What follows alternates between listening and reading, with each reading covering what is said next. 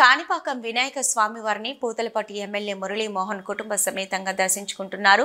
వారితో పాటు Chittoor MLA collector Sumit Kumar స్వామివారికి పట్టు వస్త్రాలు సమర్పించారు. వచ్చిన ప్రతి భక్తునికి గంటలోపు దర్శనం కల్పించనున్నట్లు చెప్పారు. వరదలు ఉండడంతో బాబు రాలేకపోయారని చెప్పారు.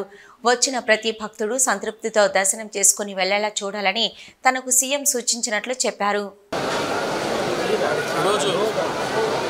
వినాయక చవితి పర్వదినాన్ని పురస్కరించుకొని శ్రీ కాణిపాక వరసిద్ధి వినాయక స్వామి వారి వచ్చే ప్రతి భక్తులకి సకల సౌకర్యాలని ప్లేస్ లేదు.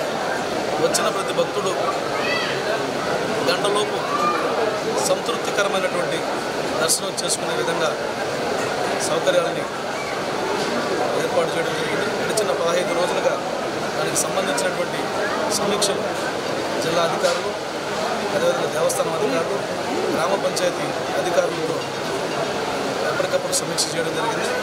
గౌరవ ముఖ్యమంత్రి నారా చంద్రబాబు నాయుడు గారి సూచనల మేరకు దేవాదాయ శాఖ మంత్రి రామనారాయణ రెడ్డి గారి సూచనల మేరకు ఇక్కడ అధికారులతో ఎప్పటికప్పుడు సమీక్ష చేస్తున్నాం. వాస్తవానికి ఈ బ్రహ్మోత్సవాలకి గౌరవ ముఖ్యమంత్రి గారు రావాల్సి ఉండే, వారు కూడా రావడానికి సుముఖత వ్యక్తం చేశారు.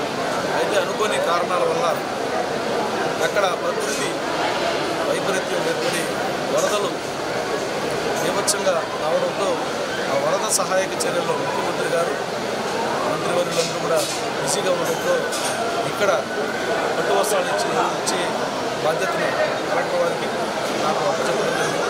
ఆ మేరకు ఈరోజు రాష్ట్ర ప్రభుత్వం తరఫున పట్టు వస్త్రాలు కూడా సమర్పించడం జరిగింది. చిత్తూరు ఎమ్మెల్యే కూడా ఈ కార్యక్రమంలో పాల్గొన్నారు. ఇవన్నిటితో పాటుగా గౌరవ ముఖ్యమంత్రి గారు మేము ఆహ్వాన పత్రిక ఇవ్వడానికి వెళ్ళినప్పుడు ఒకటే సూచించారు. ఉత్సవాలు జరపడం, ఆహ్వానించడం ముఖ్యం కాదు. మన ఆహ్వానాన్ని మన్నించి వచ్చిన ఏ ఒక్కరూ కూడా అసంతృప్తితో వెళ్ళకూడదు. సంతృప్తికరమైనటువంటి దర్శన భాగ్యాన్ని కల్పించాలి.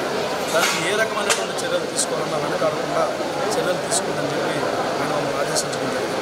అందులో భాగంగానే మాకు ఈరోజు సామాన్య భక్తులు అధిక ప్రాధాన్యతగా సౌకర్యాలు ఏర్పాటు చేయడం జరిగింది. మీరు చూసినట్లయితే భక్తులు ఎక్కడ దిగినా, ప్రైవేటు వాహనాల్లో వచ్చినా, ఆర్టీసీ బస్సుల్లో వచ్చినా, చుట్టుపక్కల గ్రామాల నుంచి ద్విచక్ర వాహనాల్లో వచ్చినా, ఎక్కడికక్కడ గతంలో లాగా గజిబిజి లేకుండా 5 చోట్ల పార్కింగ్ సౌకర్యం ఏర్పాటు చేయడం.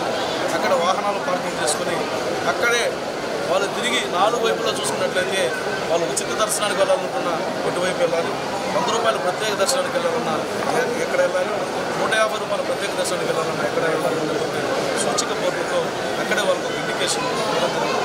దాని ప్రకారం వాళ్ళు దిగిన వెంటనే ఇక్కడ నుంచి ఏ వైపు వెళ్ళాలన్నటువంటి దిశగా వెళ్తారు. క్యూ లైన్లో వాళ్ళు అడుగుపెట్టి అంగవైకల్యం ఉన్నటువంటి వారికి ప్రత్యేక ప్రతిభ, వారితో పాటు అటెండెంట్ ప్రత్యేకంగా మనం దివ్యాంగుల కోసం ఏర్పాటు చేసినటువంటి లైన్లో పనిచేస్తున్నాం. ఒకవేళ నడవలేని స్థితిలో ఉండి కూడా స్వామివారి దర్శనం చేసుకోవాలనుకుంటే వాళ్ళకి వీల్ చైర్ కూడా ప్రొవైడ్ చేయాలి. ఇక్కడ మనం లోపల వెళ్ళే 7 గంటల సేపు అంటే ఇప్పుడు దాదాపుగా 10 అంటే 7 గంటల సమయం పూర్తయింది. అందరూ కూడా ఉదయం నుంచి ఇక్కడే ఉన్నారు. ఎక్కడే కానీ ఏ రకమైనటువంటి అసౌకర్యం పెట్టకుండా వీలైన హ్యాపీగా వెళ్తున్నారు. అదే సమయంలో ఎవరికైనా ఏ రకమైన ఇబ్బందులు పరిస్థితి ఉన్నప్పుడు మెడికల్ క్యాంపులు ఏర్పాటు చేయడం జరిగింది.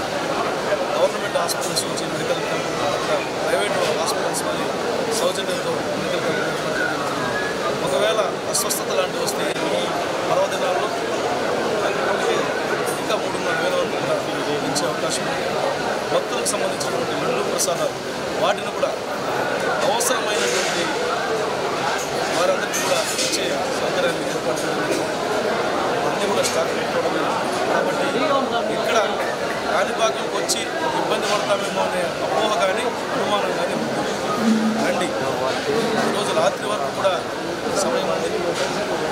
వినాయక చవితి నాడు స్వయంభూగా వెలిసిన కాణిపాక వరసిద్ధి వినాయకుని దర్శించుకుంటే సకల భోగాలు మీకు వస్తాయి, మీకు అష్టైశ్వర్యాలు వస్తాయి. కాబట్టి ఆ విశ్వాసం క్షేత్రం మీద, ఈ ఆలయం మీద ఉంది. కాబట్టి అందరూ కూడా రండి, దర్శించండి స్వామివారిని.